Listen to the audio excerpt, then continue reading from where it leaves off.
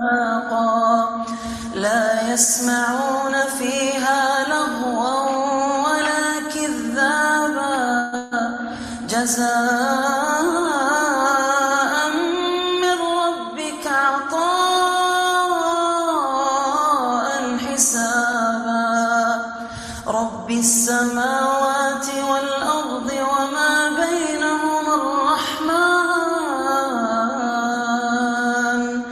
لا يملكون منه خطابا يوم يقوم الروح والملائكة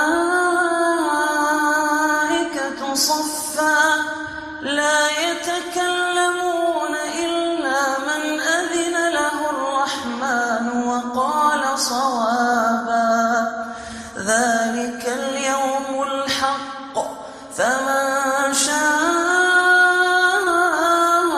اتخذ إلى ربه مآبا إنا أنذرناكم عذابا قريبا يوم ينظر المرء ما قدمت يداه ويقول الكافر يا ليتني كنت ترابا بسم الله الرحمن الرحيم والنازعات غرقا والناشطات نشطا والسابحات سبحا فالسابقات سبقا فالمدبرات أمرا يوم ترجف الراجفة تتبعها الرادفة قلوب يومئذ واجفة أبصارها خاشعة يقولون أئنا لمردودون في الحافرة أئذا كنا عظاما نخرة قالوا تلك إذا كرة خاسرة فإنما هي زجرة واحدة فإذا هم بالساهرة هل أتاك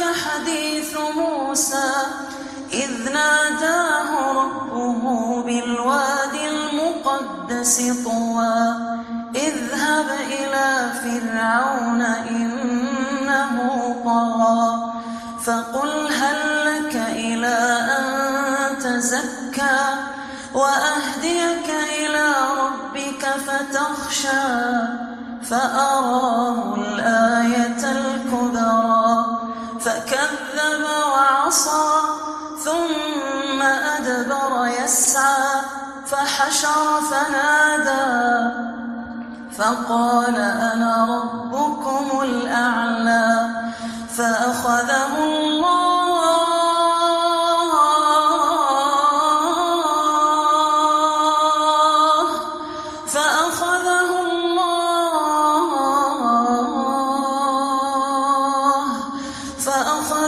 الله نكال الآخرة والأولى إن في ذلك لعبرة لمن يخشى أأنتم أشد خلقا أم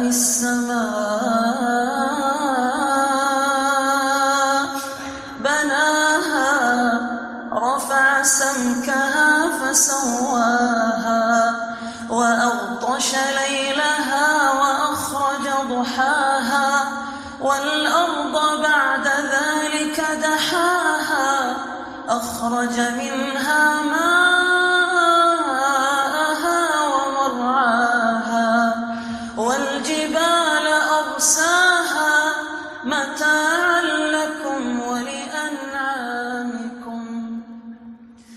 فإذا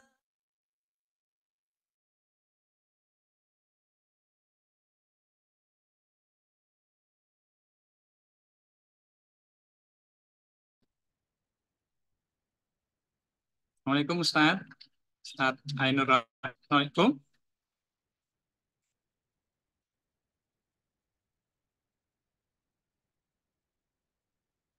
Waalaikumsalam. Lupa. Oke, baik. Ini sudah jam 12.30. Ini kita mulai, Nji. Mungkin monggo. Oke, baik. Bapak Ibu, kita mulai untuk kajian tafsir pada kesempatan siang hari ini. Bismillahirrahmanirrahim. Assalamualaikum warahmatullahi wabarakatuh. Alhamdulillahirabbil alamin. Wassalatu wassalamu ala asrofil anbiya'i wal mursalin wa ala alihi wa ashabihi ajma'in. Asyhadu an la ilaha illallah wahdahu la syarikalah wa asyhadu anna Muhammadan abduhu wa rasuluh. Allahumma sholli wa sallim ala nabiyyina Muhammad ala ali Muhammad amma ba'du. Pada beliau Ustadz Ainur Roin yang kami hormati, kepada pimpinan UMM yang kami hormati pula, serta Bapak Ibu jamaah kajian tafsir rutin yang insya Allah dirahmati Allah Subhanahu wa Ta'ala. Yang pertama, marilah kita panjatkan rasa puji syukur kita kehadirat Allah Subhanahu wa Ta'ala, yang mana pada kesempatan siang hari ini kita masih diberikan kesempatan untuk bertemu kembali dalam agenda kajian tafsir rutin yang insya Allah dilaksanakan setiap hari Kamis. Yang kedua kalinya, salawat dan salam semoga tetap tercurah limpahkan kepada junjungan kita Rasulullah Muhammad Sallallahu Alaihi Wasallam, kepada keluarganya, sahabat-sahabatnya, dan kepada semua orang yang senantiasa istiqomah mengikuti petunjuk dari beliau. Dan semoga kita termasuk bagian dari orang-orang yang istiqomah mengikuti petunjuk Rasulullah Muhammad Sallallahu Alaihi Wasallam. Allahumma amin. Selanjutnya, baiklah Bapak Ibu, kita awali untuk kajian tafsir pada kesempatan siang hari ini dengan bacaan basmalah bersama-sama. Bismillahirrahmanirrahim. Selanjutnya, insya Allah 1 jam ke depan, kita akan bersama kembali dengan beliau Ustadz Ainur Roim. Kepada beliau, waktu kami haturkan selengkapnya. Semoga Ustadz. Bismillahirrahmanirrahim. Bismillahirrahmanirrahim. Assalamualaikum warahmatullahi wabarakatuh. Waalaikumsalam warahmatullahi wabarakatuh. Alhamdulillah rabbil alamin wa bihi nasta'in ala umuri dunya waddin. Asyhadu an la ilaha illallah wahdahu la syarika lah wa asyhadu anna Muhammadan abduhu wa rasuluh. Rabbi shrah li sadri wa yassir li amri wa hlul 'uqdatam min lisani yafqahu qawli. Allahumma shalli wa sallim wa barik ala nabiyyina Muhammad wa ala alihi washabbihi ajmain. Alhamdulillah kita dipertemukan oleh Allah pada siang hari ini. Salam dan salam mudah-mudahan tetap tercurah pada junjungan Nabi besar kita Muhammad Sallallahu Alaihi Wasallam.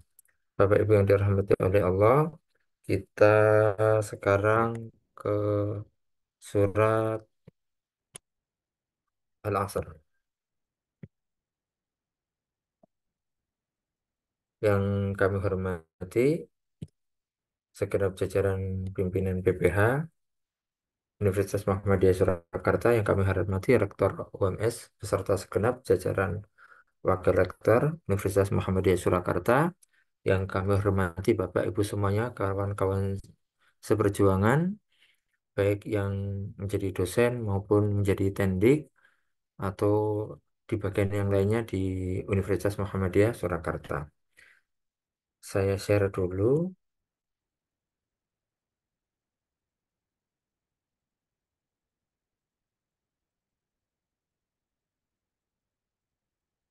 surat Al-Asr.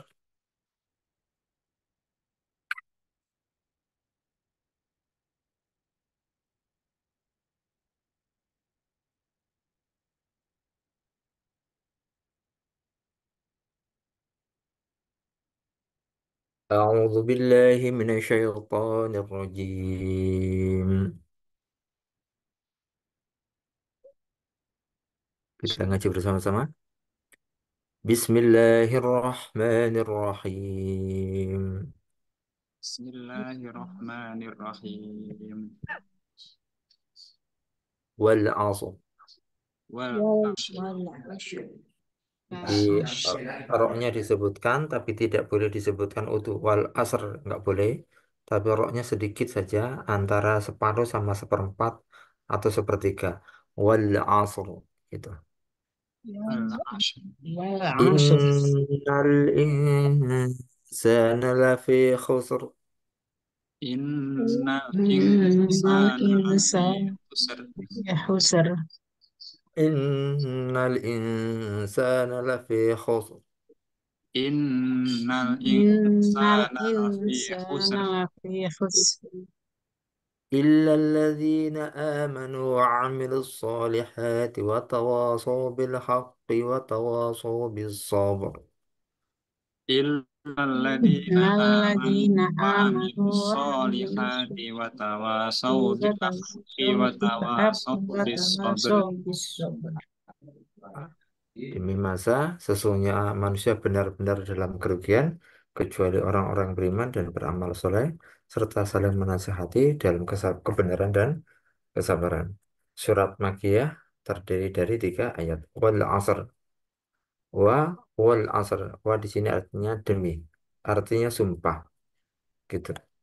Imam Syafi'i mengatakan seandainya ayat ini ditadaburi gitu, maka cukup ayat ini. Jadi beliau termasuk yang mengatakan seandainya Allah itu tidak menurunkan surat yang lainnya, cuman surat Al-Asr aja, wal asr itu cukup menjadi penasihat bagi kita. Jadi ulama itu kalau mendalami ayat itu luar biasa. Kiai Haji Ahmad Dahlan ini berbulan-bulan mengajarkan ini. Kurang lebih antara 3 sampai 4 bulan. Sebelum surat Al-Ma'un, ini surat ini diajarkan kurang lebih itu setiap hari itu. Di setiap hari. Itu kurang lebih antara 3 sampai 4 bulan. Kenapa? Karena beliau tadabburnya luar biasa. Itu. Makanya Imam Syafi'i pun sampai mengatakan ayat ini, surat ini kalau didalami betul-betul, ditadaburi betul-betul, maka kita akan mengetahui bahwa surat ini sudah cukup sekali. Seandainya Allah tidak menurunkan surat yang lainnya, cuman ini, itu sudah cukup menjadi nasihat bagi kita. Itu. Ini bahasa kiasan bahwa surat ini betul-betul luar biasa mendalam, memberikan dampak yang sangat luar biasa. Gitu. Jadi kandungan ayat ini sangat mendalam, bahkan Imam Syafi'i mengatakan demikian. Kemudian Allah bersumpah dengan menyebut al-asr, demi masa, masa, atau demi waktu, atau demi zaman, gitu. Apa itu al-asru? Meskipun ada yang kira, ada yang mengatakan al-asru, kita pakai al-asru. Apa itu al-asru? Tobari mengartikan al-asr di sini adalah masa, waktu. Dia tidak ada kaitannya dengan sore, zuhur, pagi, nggak ada. Artinya mutlak, masa atau waktu. Itu pengertian dari Tobari. Tapi ada nanti yang mengatakan al-asr itu beda. Al-asr oleh para ulama diartikan dengan ad-dahru atau masa atau waktu atau zaman. Di mana itu lebih umum. Jadi tidak pada waktu tertentu. Jadi waktu kan panjang, waktu, masa atau waktu. Kemudian Ali bin Abi Thalib menjelaskan bahwa ketika membaca itu adalah dengan bacaan wal asri wa nawaibid dahri. Demi masa dan malapetaka yang menyertai masa tersebut. Kemudian dari Ubay ibnu Ka'ab menjelaskan Qara'tu ala Rasulillah sallallahu alaihi wasallam. Saya membaca Al-Quran di hadapan Rasulullah sallallahu alaihi wasallam. Jadi Ubay ibnu Ka'ab ini termasuk ahli Al-Quran, termasuk salah satu tim menyusun mushaf dan beliau belajar langsung dari Rasulullah sallallahu alaihi wasallam. Ketika aku membaca surat Al-Asr itu, aku tanya, bi abi wa ummi. Itu zaman dahulu sumpah itu boleh bi abi wa ummi. Demi ayah dan ibuku itu boleh. Sedangkan sekarang sudah nggak boleh sumpah demi demi ayah demi ibuku itu nggak boleh. Itu kebiasaan zaman dahulu yang waktu itu belum dilarang. Demi ayah dan ibuku, ya Rasulullah, wa ma tafsiruha? Apa itu tafsirnya dari surat wal asri innal insana? Maka Rasulullah bersabda wal asri. qasamun. Wal asri itu sumpah dari Allah. Aqsamalakum bi akhirin nahar. Jadi Allah bersumpah dengan akhir waktu. Yuk, akhir waktu di siang hari itu kan ada akhir waktu ya. Nah, akhir waktu itu menjelang sore itu. Itu dari Ubay ibnu Ka'ab. Ibnu Jarir mengatakan demi waktu ya seluruh waktu. Tidak ada kaitannya waktu sore atau waktu asar.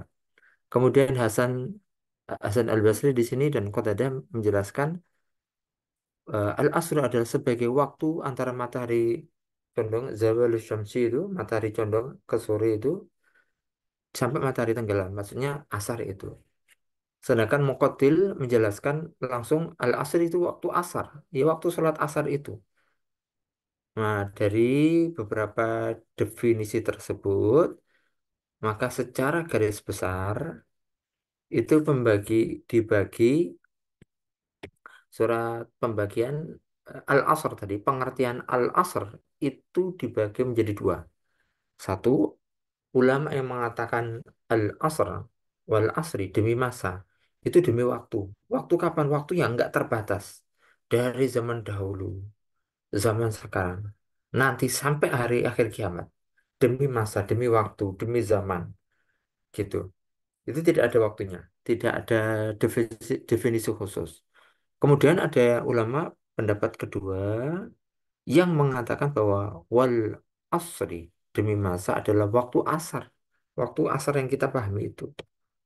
Gitu. Wallahu a'lam bishawab. Jadi masing-masing ada hikmah tersendiri. Ketika Allah bersumpah wal asri demi masa demi waktu, yang di situ tidak ada eh, pengkhususan waktu.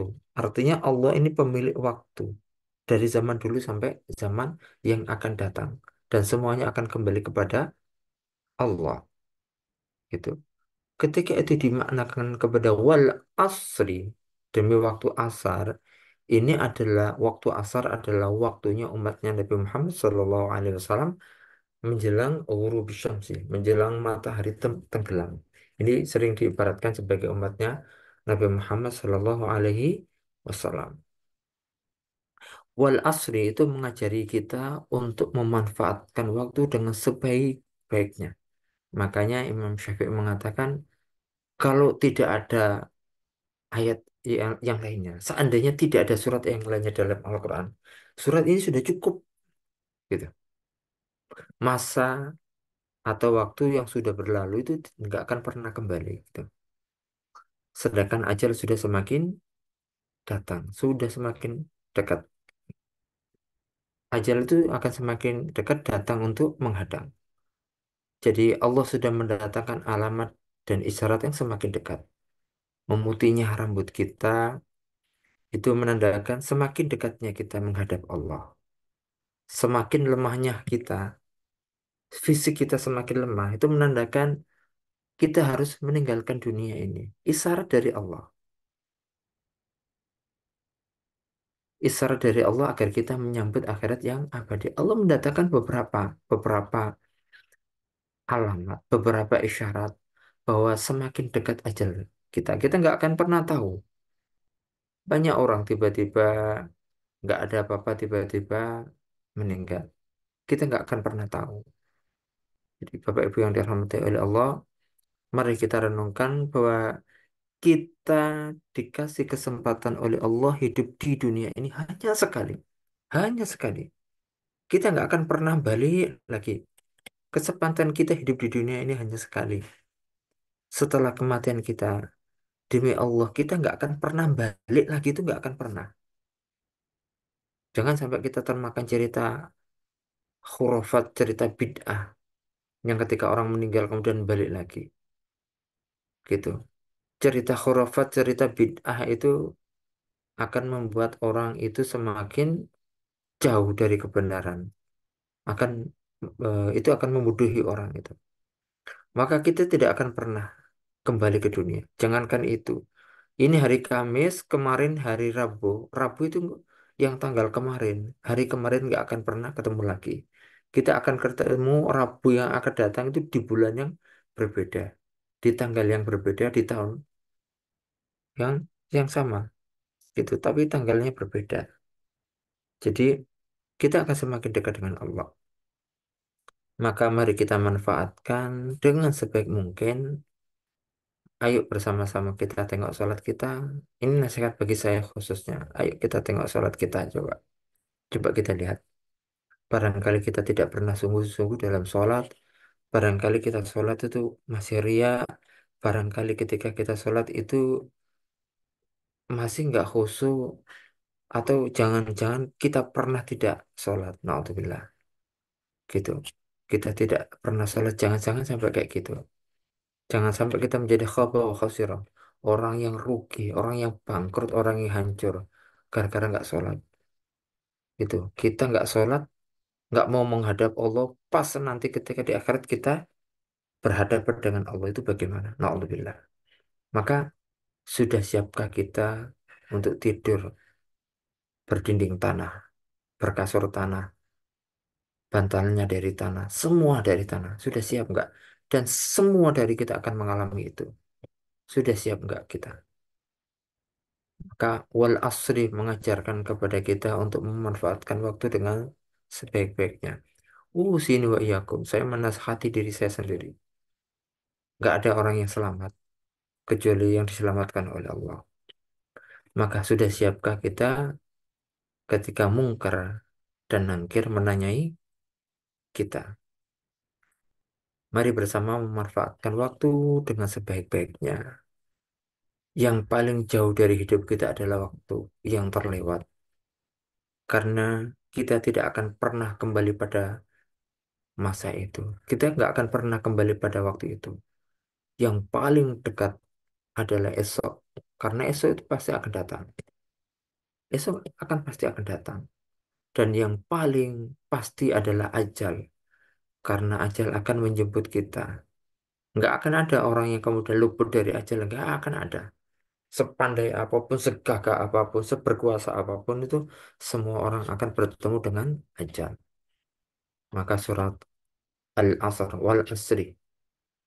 Allah bersumpah. Jadi Allah bersumpah itu terserah, Allah bebas bersumpah dengan apapun. Kalau kita bersumpah itu kan Allah membatasi sumpah kita dengan nama Allah. Wallahi demi Allah. Tallahi demi Allah kan. Tapi kalau Allah bersumpah bebas dengan apapun. Tapi perlu diketahui, ketika Allah bersumpah dengan sesuatu, pasti adalah sangat luar biasa pentingnya. Gitu. Wal asri demi masa. Kenapa masa itu disebutkan oleh Allah? Karena ada hal yang sangat penting yang kadang-kadang kita itu menyepelekan. Gitu. Kadang-kadang kita sangat tidak menghargai. Kadang-kadang kita membunuh waktu dengan hal-hal yang tidak bermanfaat. Gitu. Kita waktunya kosong, tapi kita membunuh dengan hal-hal yang tidak bermanfaat. Kayak gitu. Min husni islamil mar'i tarkuhu ma la, yakni dari baiknya keimanan seseorang adalah ketika dia meninggalkan hal-hal yang tidak bermanfaat. Main game sampai lupa waktu, main internet lupa waktu, naudzubillah. Gitu. Maka kita renungkan baik-baik apakah kita sudah siap untuk menghadap Allah. Gitu. Innal insana, sesungguhnya manusia, lafi khusrin, lafi khusr. Sesungguhnya manusia itu dalam khusr, kerugian. Ibnu Abbas mengartikan semua orang kafir di sini. Jadi innal insana, sesungguhnya orang-orang kafir dalam kerugian. Kemudian Dhahak mengartikan sesungguhnya yang dalam keadaan rugi adalah orang-orang musyrik. Gitu. Jami'ul musyrikin, Ibnu Dhahak mengatakan demikian. Sedangkan Wabah Zuhaili dalam tafsir Al-Munir menjelaskan innal insana itu adalah semua manusia tanpa terkecuali. Semua manusia. Semua manusia itu dalam keadaan rugi. Semua manusia. Gitu. Jadi semua manusia dalam kubangan kerugian. Semua manusia dalam kubangan kehancuran dan penyesalan. Gitu. Maka ayat ini menjelaskan bahwa semua manusia berada dalam tempat yang penuh dengan orang-orang yang rugi. Dia satu tempat dengan orang-orang yang menyesal. Dia berada dalam kehancuran. Gitu. Hidupnya dikelilingi dengan kehancuran. Tapi, nah itu, illalladzina, tapi, gitu. Illalladzina amanu, kecuali orang-orang yang beriman, wa amilus solihat, dan orang-orang yang beramal soleh, wa tawasaw bil haqqi, dan orang-orang yang menasihati untuk bersabar, menasihati dalam kesabaran, watawasaw bis sabri, watawasaw bil haqi, menasihati dalam hak kebenaran, watawasaw bis sabri, menasihati dalam kesabaran. Maka setelah tadi dijelaskan, sesungguhnya seluruh manusia itu dalam keadaan rugi, hancur. Semua manusia itu dalam keadaan hancur, dalam keadaan rugi, dalam keadaan bangkrut, dalam keadaan menyesal. Tapi ada orang yang tidak menyesal. Ada orang yang ditolong oleh Allah. Ada orang yang tidak hancur. Nah, maka ini ada pengecualian.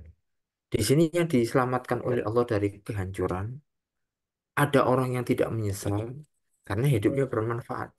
Yaitu illalladzina amanu wa amilus solihati wa tawassaw bil haqqi wa tawassaw bis sabr. Maka saya kembali lagi ke qiraatnya Ubay ibnu Ka'ab, diriwayatkan oleh Ubay ibnu Ka'ab, qara'tu ala Rasulullah sallallahu alaihi wasallam wal asr sama qultu ma tafsiruha ya Nabi. Saya membaca Al-Quran di hadapan Nabi surat Al-Asr, kemudian saya bertanya, ya Nabi, apa tafsirnya? Kemudian Nabi menjawab, Al-Asru qasamun minallah. Al-Asr adalah sumpah dari Allah. Jadi aqsam rabbukum bi akhirin nahar. Allah bersumpah kepada kalian semuanya tentang akhir akhir dari waktu. Maka ulama mengatakan akhir dari waktu di sini adalah surat Al-Asr atau waktu asar. Maaf. Innal insana lafi khosar. Sesungguhnya manusia itu dalam kerugian. Maksud di sini adalah Abu Jahal. Illalladzina amanu, kecuali orang-orang beriman itu Abu Bakar. Wa amilus solihati, dan orang-orang beramal soleh itu Umar bin Khattab. Wa tawasaw bil haqi, dan orang-orang yang menasihati dalam hak kebenaran Utsman bin Affan. Wa tawasaw bis sabri, orang-orang yang menasihati dalam kesabaran. Nah, kemudian pertanyaannya gini, apakah ayat ini maksur terbatas hanya untuk 4 sahabat Nabi itu? Jawabannya adalah tidak. Maka meskipun demikian, hadis ini tidak hanya tentang 4 sahabat tadi. Rasulullah itu hanya memberikan contoh-contoh dari Abu Bakar, gitu. Rasul memberikan contoh khusr, orang-orang yang rugi, itu yang orang yang sifatnya seperti Abu Jahal tadi. Orang yang bangkrut, orang yang celaka, itu orang yang sifatnya seperti Abu Jahal. Siapa itu Abu Jahal? Itu tidak beriman. Gitu. Dia kayanya luar biasa. Pengusaha sukses. Toko internasional itu. Abu Jahal itu koneksinya itu luar biasa internasional. Sampai ke Raja Briantium, Romawi Timur itu, Istanbul itu sampai sana. Dia koneksinya sampai Istanbul. Romawi Timur, Bizantium. Dia koneksinya sampai Afrika, Ethiopia, dia dan kawan-kawannya tentunya. Dia koneksinya sampai Persia. Ini kalau sekarang itu kita ibaratkan tuh diplomat internasional itu. Tokoh hebat zamannya. Tapi oleh Rasulullah, orang kayak gitu tuh khaba wa khusira. Orang itu rugi. Dan kalau kita punya sifat seperti Abu Bakar itu ketika Rasulullah berkata A itu tidak akan pernah kemudian Abu Bakar itu ragu-ragu, mempertanyakan tuh enggak. Wa amilus solihati Umar bin Khattab. Kita belajar dari Umar bin Khattab itu luar biasa. Beliau membuat beberapa istihad yang belum pernah dilakukan oleh pendahulu sebelumnya. Itu Umar bin Khattab. Seperti beliau ada ketika ada orang mencuri, beliau tidak potong tangannya karena orang itu mencuri dalam keadaan lapar. Kalau tidak makan itu dia meninggal. Nah itu Kemudian Umar bin Khattab berijtihad dan ijtihad itu menjadi dasar ulama sampai sekarang. Beda dengan korupsi. Saya tidak Kalau tidak korupsi tidak bisa liburan itu beda lagi. Itu jauh sangat beda. Atau Utsman bin Affan yang beliau menasehati dalam kebenaran betapa cintanya beliau dengan Al-Quran yang hingga saat ini kita menyebutnya dengan Mushaf Rasam Utsmani atas izin beliau, atas instruksi beliau, atas arahan beliau, Quran yang kita baca itu disebut dengan um, Mushaf Rasam Utsmani atau orang yang mempunyai jiwa seperti Ali, sabar luar biasa di fitnah tetap sabar. Ali bin Abi Thalib hingga meninggal karena fitnah. Maka tawasaw ada yang mengartikan sebagai saling menyayangi. Tawasaw itu artinya saling menyayangi. Jadi tidak hanya tawasaw itu saling menasehati, tapi di situ juga diartikan sebagai saling menyayangi. Tawasaw bil haqqi, al haqqu ada yang mengartikan kebenaran, ada yang mengartikan tauhid, ada yang mengartikan al haqqu adalah Allah, ada yang mengartikan al haqqu adalah Al-Quran. Gitu. Maka orang yang selamat adalah orang yang mengerjakan perintah Allah dan larangannya sesuai dengan apa yang dimaksud dalam Al-Quran dan hadis. Itu simpel. Siapa yang selamat? Yang selamat adalah siapapun orangnya yang mengerjakan perintah Allah dan menjauhi larangannya. Ah, mengerjakan perintah Allah dan menjauhi menjauhi larangannya sesuai dengan apa yang dimasukkan dalam Al-Quran dan hadis. Maka Ibnu Jarir mengartikan eh, kecuali illalladzina amanu, mengartikan illalladzina amanu dengan mempercayai Allah dan mengesahkannya. Maka Bapak Ibu yang dirahmati oleh Allah, dalam ayat ini Allah akan menyelamatkan orang dari kehancuran. Jadi kalau wal asri innal insana lafi khusar. Sesungguhnya seluruh umat manusia itu dalam kehancuran. Ketika aja ada lafaz al-istisna, pengecualian. Pengecualian itu menandakan minoritas sedikit. Contohnya, seluruh mahasiswa UMS itu sekarang sedang mengikuti pembelajaran. Kecuali yang ikut KKN contohnya, di luar. Nah, itu pengecualian itu pasti sedikit, nggak mungkin pengecualian lebih banyak. Seluruh mahasiswa Universitas Muhammadiyah Surakarta itu sekarang sedang mengikuti ujian, kecuali yang mengikuti porseni. Jadi kecuali itu sedikit, maka orang yang ditolong oleh Allah itu sedikit. Illal ladzina amanu kecuali orang-orang beriman. Nah, siapa itu orang-orang yang tidak rugi, tidak bangkrut, tidak celaka? Siapa itu? Satu, mereka yang tidak akan pernah rugi, tidak akan pernah bangkrut. Satu adalah orang yang mempercayai Allah sebagai Tuhan yang menciptakan alam raya semesta ini. Tuhan yang berhak disembah, bahwa tiada Tuhan selain Allah. Ketika ada orang beriman kepada Allah, maka sejatinya Allah akan memberikan garansi. Allah akan menolong dia. Syaratnya satu beriman. Gitu ya, sama syaratnya ketika masuk UMS satunya pertama kali persyaratannya kan harus mengikuti prosedur pendaftaran dan lain sebagainya gitu. Kenapa orang non-Muslim dia tidak masuk surga? Ya karena dia tidak beriman. Syarat untuk diwisuda di UMS itu syaratnya adalah dia mahasiswa UMS. Dia daftar di situ, dia ikut perkuliahan. Ibaratnya itulah orang beriman. Kalau dia cuma masuk saja nggak pernah daftar kan, kemudian nggak melaksanakan kewajiban. Dia masuk kuliah setiap hari, tapi nggak daftar, namanya tidak ada dalam sistem. Kemudian 4 tahun protes, ya nggak bisa, gitu. Jadi yang pertama yang diselamatkan oleh Allah dari kerugian di akhirat, masya Allah, ruginya di dunia itu orang rugi di dunia itu masih walaupun ada perasaan kecewa kalau di dunia itu masih bisa dikejar lagi, masih bisa diperbaiki. Orang kalau rugi di akhirat, naudzubillah, naudzubillah, kita lari kemana? Gitu. Maka satu yang diselamatkan oleh Allah, yang ditolong oleh Allah adalah orang yang beriman.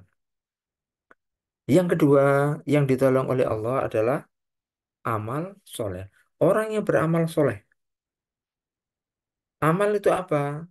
Amal adalah seluruh kebaikan yang diridhai oleh Allah. Jadi amal perbuatan yang dimaksud dengan amal adalah segala bentuk perbuatan yang diridhai oleh Allah. Bentuknya apapun. Gitu.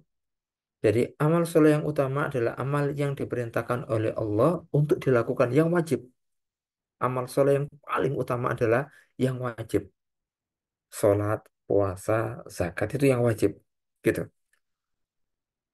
Termasuk amal soleh juga adalah menghindari dari apa yang dilarang oleh Allah. Jadi amal soleh itu tidak hanya mengerjakan kebaikan. Panjenengan duduk kemudian, maaf panjenengan di situ tidak ghibah, panjenengan tidak minum-minum, panjenengan juga tidak melakukan dosa, panjenengan dapat pahala.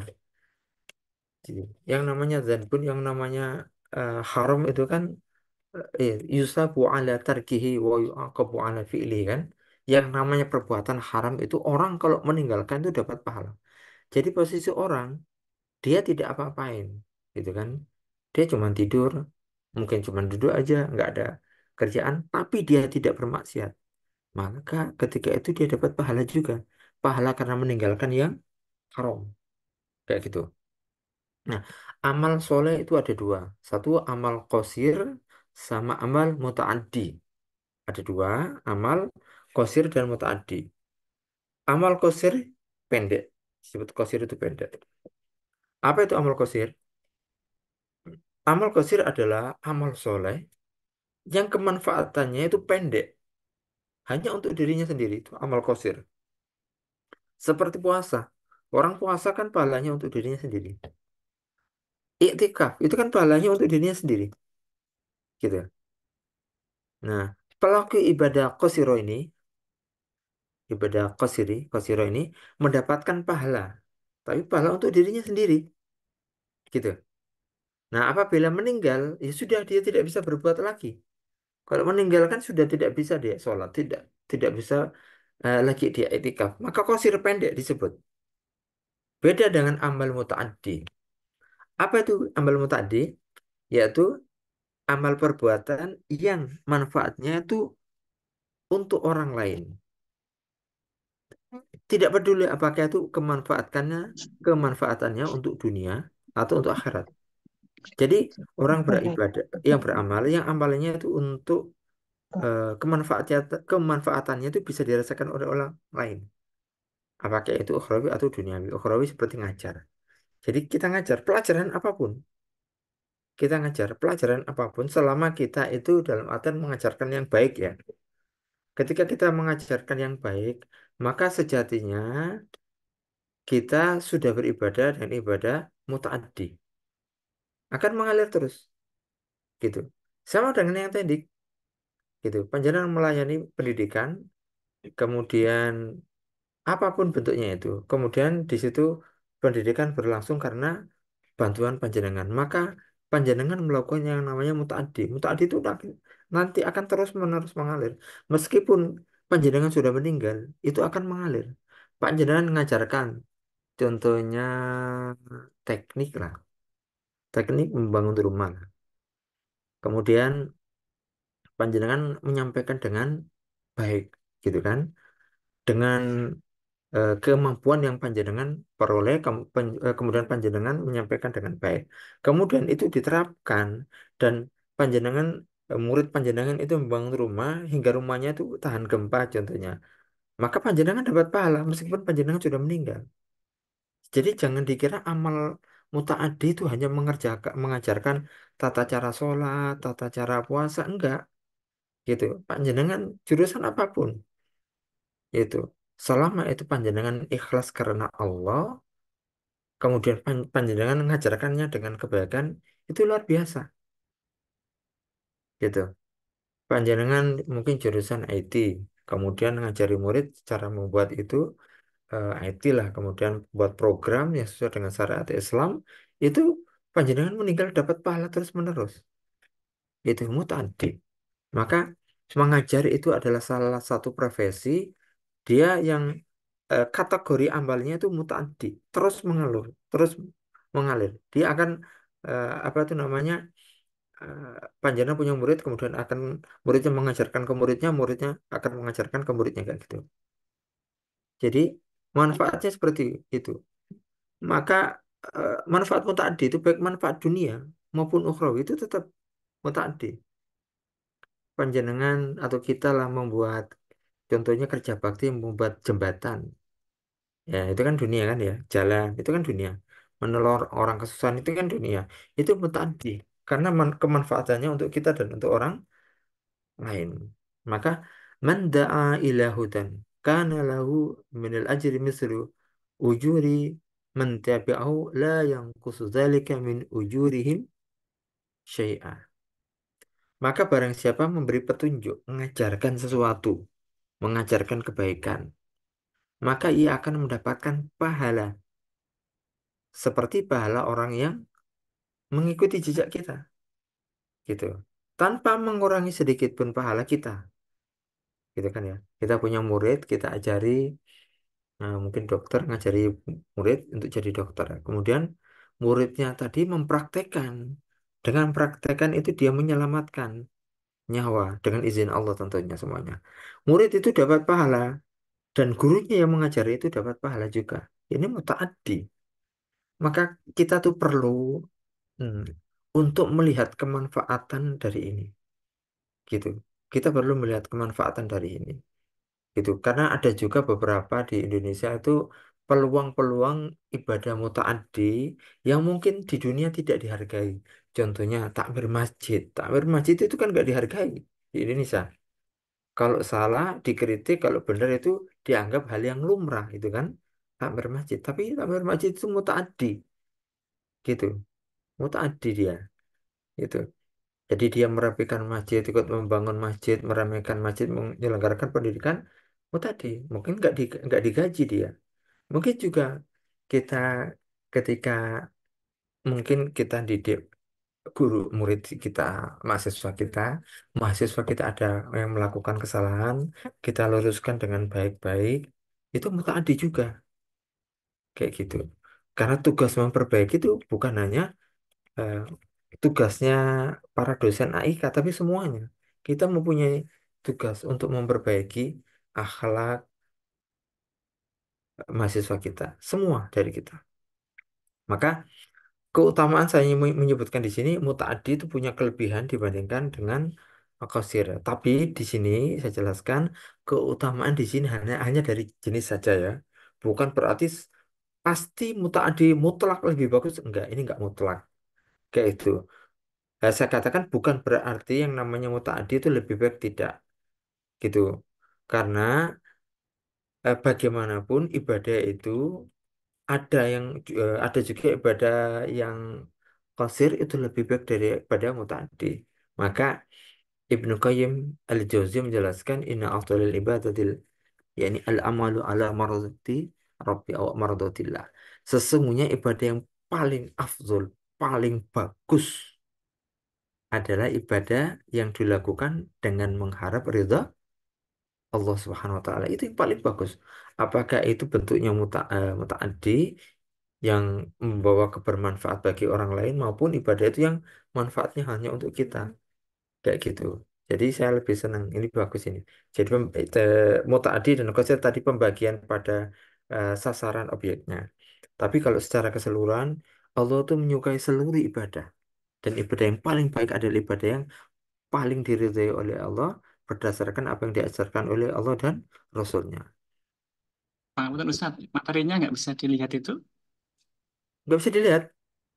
Dari tadi Anu, aku anu, tapi nggak jalan. Maksudnya hanya yang depan tadi. sih, Masya Allah. Dari jalan tadi ya. Sih.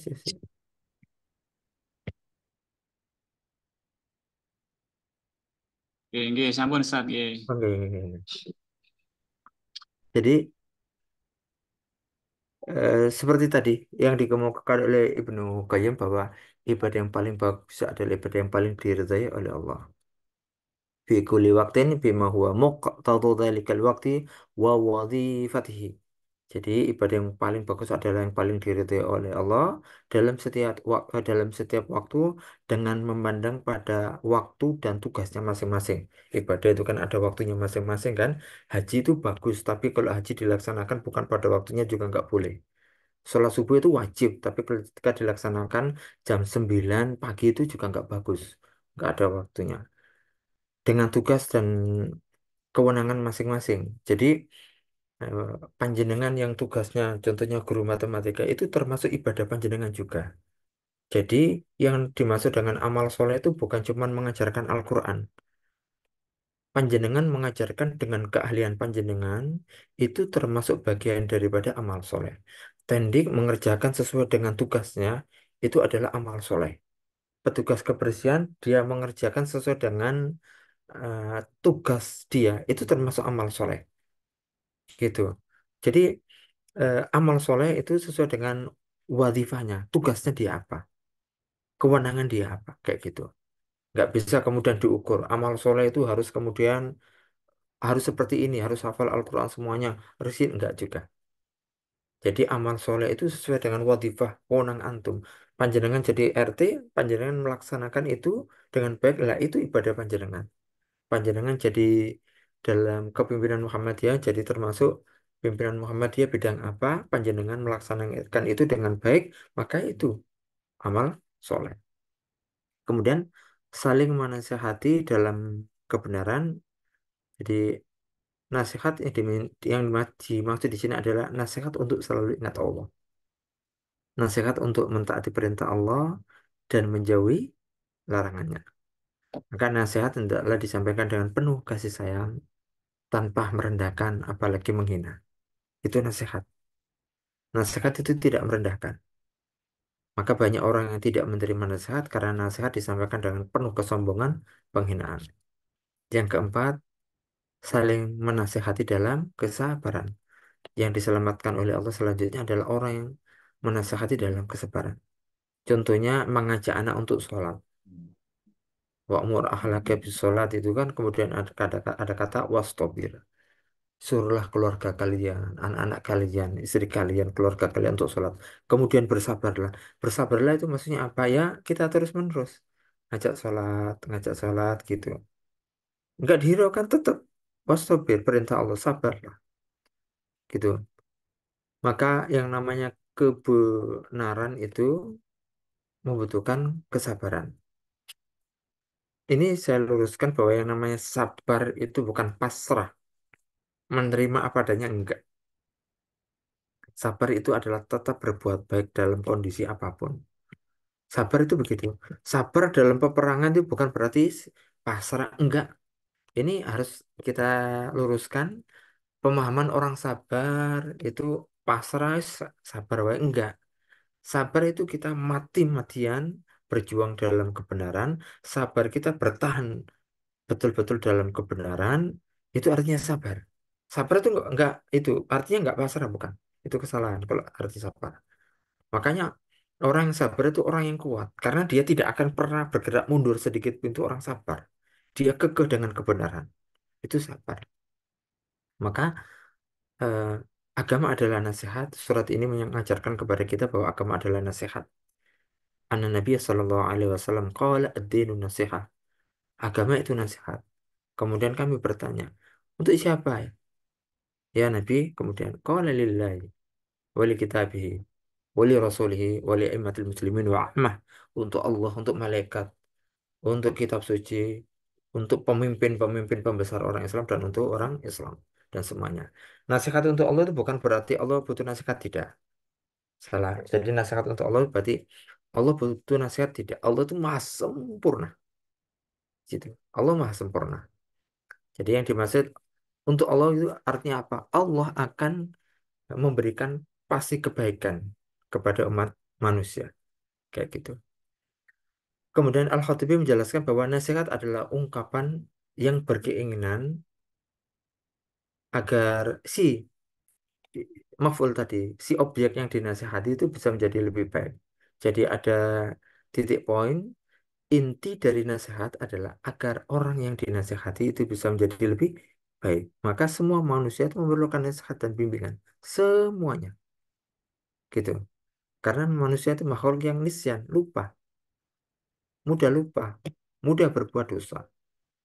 Maka itulah kenapa kita diwajibkan sholat Jumat bagi yang laki-laki, karena dalam sholat Jumat itu ada pesan dan nasihat dari Allah untuk kita.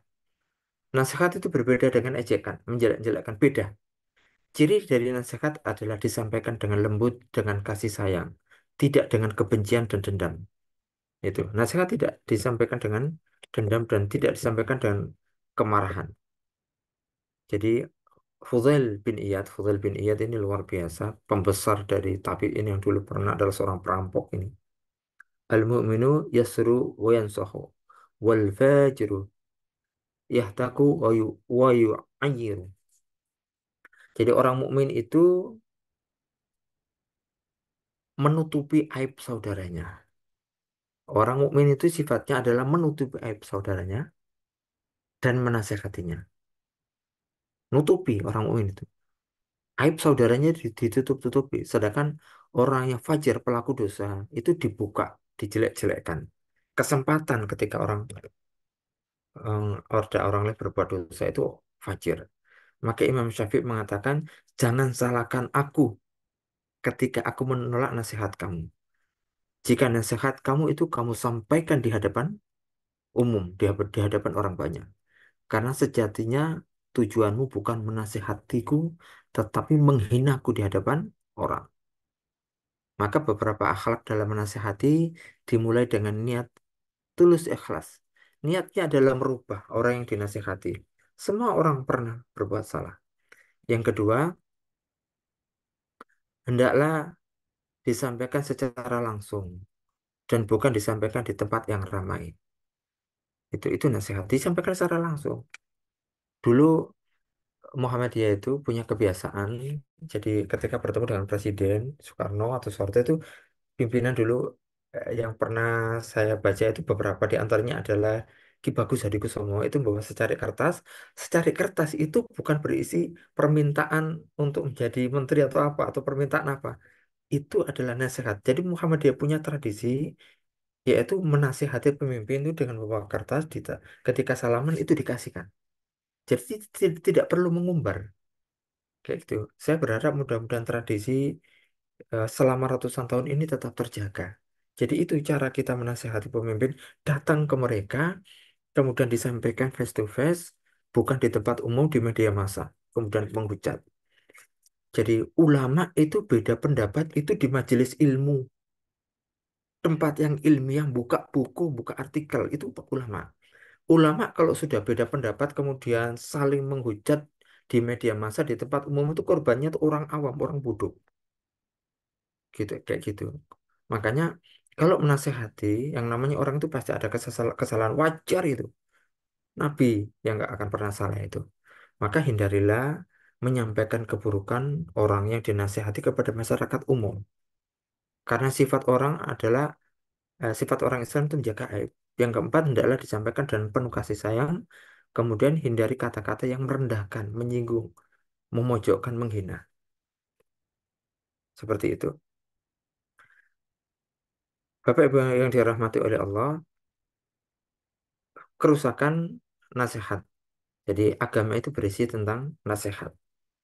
Maka ketika ada orang tidak berani menasehati karena berbagai faktor, maka sejatinya pijakan dunianya itu, pijakan eh, agamanya itu rapuh.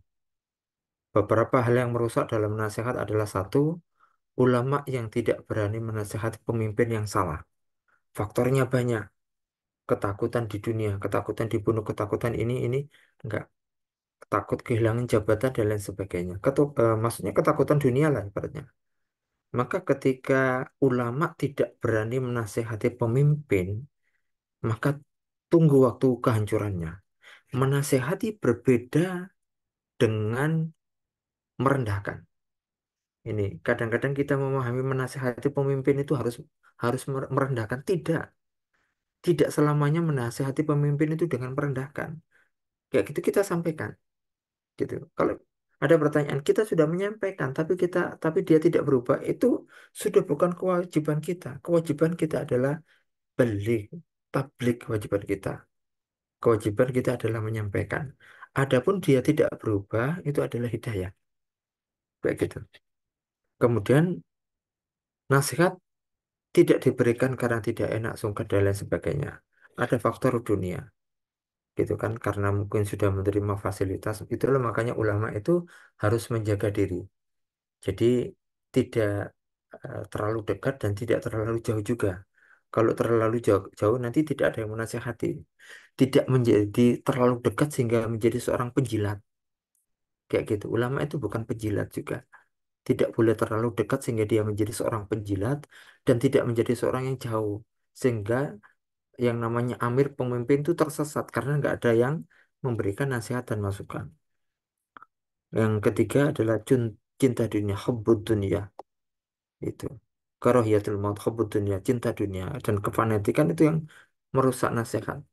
Berapa banyak orang kelompok sekarang dia tahu posisi pemimpinnya itu salah, tapi dia tetap kekeh membela. Kenapa? Fanatik. Itu terjadi juga dulu ketika zaman Musailamah Al-Kadzab itu tahu. Tapi pengikut Musailamah Al-Kadzab itu bilang begini, bohongnya Musailamah Al-Kadzab itu bagi kami itu lebih menguntungkan dibandingkan jujurnya Muhammad. Kayak gitu. Jadi kami tahu kalau yang namanya Musailamah Al-Kadzab itu bohong, kami itu tahu. Pengikutnya itu tahu semuanya. Kalau Musailamah Al-Kadzab itu bohong, tahu. Tapi bagi mereka, bohongnya Musailamah Al-Kadzab itu lebih menguntungkan dia. Hegemoni suku, kelompok. Walaupun jujurnya Nabi Muhammad itu ada, tapi tidak menguntungkan bagi kelompok dia. Dan saat ini banyak terjadi. Gitu. Bapak Ibu yang dirahmati oleh Allah, saya cukupkan sampai di sini. Ini ada pertanyaan apa buatan? Ini ada pertanyaan di kolom chat ada dari Pak Ikhwan Sahroni. Mohon izin bertanya Ustadz, sebutkan di awal dalam beberapa firman-Nya Allah selalu mendahului dengan bersumpah dengan sesuatu dan sesuatu yang diambil Allah untuk sumpah pasti adalah sesuatu yang istimewa, sesuatu yang besar. Dalam surat ini, mengapa Allah memilih waktu Ustadz? Adakah maksud dan hubungannya dengan ayat-ayat setelahnya? Bang Ustadz. Ada kaitannya karena di situ Allah bersumpah dan sumpahnya itu Allah mengatakan bahwa semua orang itu dalam keadaan kerugian, termasuk kita dalam keadaan kerugian. Jadi Allah bersumpah dengan waktu karena Allah sudah tahu dan Allah Maha tahu bahwa waktu itu hal yang paling disia-siakan manusia. Dan nanti ujung-ujungnya manusia itu nanti semuanya adalah eh, apa itu penyesalannya adalah waktu, minta dikembalikan. Rabbi laula akhartani ila ajarin qarib kan. Jadi ya Allah tolong ditunda sebentar saja. Jadi orang ketika sudah eh, nafas maaf ruhnya diambil itu kan sudah nazak kalau bahasa kita ya. Itu seluruh dosa itu dinampakkan. Uang yang dulu maaf tercecer di mana kita nggak nginfakkan untuk kebaikan uang itu kita tahu, tapi kita sudah tidak bisa ngapa-ngapain. Maka permintaan ya Allah tahan sebentar saja, waktu sebentar saja, minta tolong sebentar saja. Orang di dalam kubur itu minta dikembalikan waktu, tapi waktu nggak akan pernah bisa berputar, gitu. Makanya waktu yang paling jauh dari kita itu apa? Waktu lampau. Yang paling jauh dari kita itu waktu lampau, bukan bukan apapun. Karena waktu itu nggak akan pernah bisa kembali. Apapun kita nggak akan pernah bisa kembali. Dan Allah bersumpah untuk mengingatkan kita bahwa ini nasihat bagi kita semuanya agar kita tidak menyia-nyiakan waktu. Masya Allah sekali kita duduk ya, kita duduk scroll HP itu ketika kita itu, nah, Masya Allah hilang waktu kita. Dan kadang-kadang itu kita menganggap itu biasa. Gitu. Kita duduk di majelis ilmu, duduk di pengajian 1 jam, duduk ngaji, sholat berjamaah itu koyo wabot ngono. Tapi ketika kita hal-hal yang tidak bermanfaat itu duduk di depan laptop atau HP itu 2 jam, 3 jam, 4 jam itu kadang-kadang nggak terasa. Nauzubillah. Saya menasihati diri saya sendiri itulah Allah mengingatkan kepada kita tentang waktu. Nanti ada juga duha walaili idza saja mawadda'aka. Allah bersumpah dengan waktu juga kayak gitu. Karena waktu sering banyak dilupakan oleh umat manusia. Baik, ini Tadi ada satu lagi, tapi ini cuma menegaskan dari Pak Wahyu Indradi. Ini terkait dengan reinkarnasi itu tidak ada, nggih, yang katanya terlahir kembali sebagai pribadi yang lain. nggak ada Pak. Reinkarnasi itu tidak ada. Reinkarnasi itu dalam pemahaman agama Buddha. Agama Buddha itu kalau sudah sampai tahap tertentu, reinkarnasi dan beberapa agama yang lainnya. Kayak gitu. Ada dalam pemahaman agama Islam itu ada orang memahami demikian, tapi pemahamannya menyeleweng. Jadi ada orang Islam yang kemudian dia kena pemahaman, dia masuk dia belajar pemahaman itu dan pemahaman itu masuk terkontaminasi lah dengan pemahaman. Ada orang Islam yang mengatakan bahwa reinkarnasi itu ada dengan dalil kayak gini. Ini saya pernah baca bukunya. Tapi bagaimanapun yang namanya reinkarnasi itu tidak ada. Tidak ada. Orang lahir seperti kita, ruh kita itu sudah ada sejak zaman dahulu sudah dipersiapkan oleh Allah. Reinkarnasi itu tidak ada. Kayak gitu. Baik, ini sudah tidak ada Ustadz. Bapak Ibu mungkin masih ada waktu 4 menit. Kalau ada pertanyaan dipersilahkan. Sudah tidak ada? Sudah cukup? Sudah. Ya, monggo bisa di closing, Ustadz. Oke. Bapak Ibu yang dirahmati oleh Allah, ayat ini menasihati kita semuanya, bukan cuma panjenengan saja, tapi khususnya saya. Ayat ini mengajari kita, memperingatkan kepada kita agar memanfaatkan waktu dengan sebaik mungkin. Kita itu semakin hari semakin dekat dengan Allah, kita nggak tahu ajal kita. Gitu. Kemarin ada berita di TV, tiba-tiba ada orang meninggal, kita nggak akan pernah tahu. Gitu. Semuanya kita akan berharap di hadapan Allah. Ketika kita bertemu di hadapan Allah, kita bisa mempertanggungjawabkan seluruh amal perbuatan kita. Senampang kita masih hidup di dunia, apapun yang kita lakukan, panjenengan ngajar, kita mengajar di UMS, kita jadi tendik di UMS, kita berkiprah di masyarakat, niatkanlah semuanya karena mencari ridha Allah. Gitu. Kalau kita sudah dapat ridha Allah, apapun akan kita dapat, surga akan kita dapat. Jadi ridha Allah yang kita cari. Kalau ridha Allah sudah kita cari, rezeki itu datang ke kita. Tapi kalau yang kita cari dunia, maka kita tuh ngejar dunia. Orang kalau sudah ngejar dunia seperti kemarin, itu itu alhaakumut takasur. Orang kalau ngejarnya cuma dunia, itu kita ngejar dunia seperti orang lari ngejar dunia. Yang namanya ngejar itu ada ngos-ngosnya, ada capeknya. Gitu. Tapi kalau kita itu niatnya berjuang karena Allah, maka dunia itu akan datang kepada kita. Jangan diartikan kemudian kita tidak memerlukan dunia, enggak. Kita memerlukan dunia. Karena kita masih makan pakai nasi. Kita masih minum dengan air. Kita juga masih tidur. Kita juga masih butuh bensin, oli, dan lain sebagainya. Tapi semuanya itu kita niatkan untuk mencari ridha Allah. Apapun kita lakukan, kita didik anak kita, bayar SPP itu niatkan untuk ridha Allah. Kita ngasih biaya untuk keluarga kita niatkan karena Allah. Kalau semuanya niatnya karena Allah, itu Allah akan memberikan kepada kita itu ketenangan. Karena ketenangan itu dari Allah, gitu. Ketenangan. Jadi ketika ada orang tenang tanpa melakukan dosa, maka sejatinya Allah memberikan dia kebahagiaan. Seperti itu. Bapak Ibu yang dirahmati oleh Allah, semoga kita diselamatkan oleh Allah dan mudah-mudahan kita terus melakukan perbuatan baik Nah, kalau di UMS ini adalah peluang kita melakukan ibadah muta'addih, ibadah yang bermanfaat bagi orang lain dan ibadah yang terus akan mengalirkan pahala itu peluang kita itu banyak sekali. Kayak gitu. Demikian, semoga bermanfaat. Astaghfirullahaladzim. Assalamualaikum warahmatullahi wabarakatuh. Waalaikumsalam warahmatullahi wabarakatuh. Baik, terima kasih Ustadz yang telah menyampaikan ilmunya pada kesempatan siang hari ini. Dan terima kasih Bapak Ibu yang telah bergabung di kajian tafsir di edisi siang hari ini. Insya Allah kita lanjutkan di pertemuan pekan depan.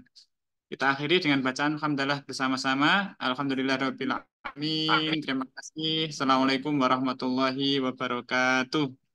Waalaikumsalam warahmatullahi Waalaikumsalam wabarakatuh. warahmatullahi wabarakatuh.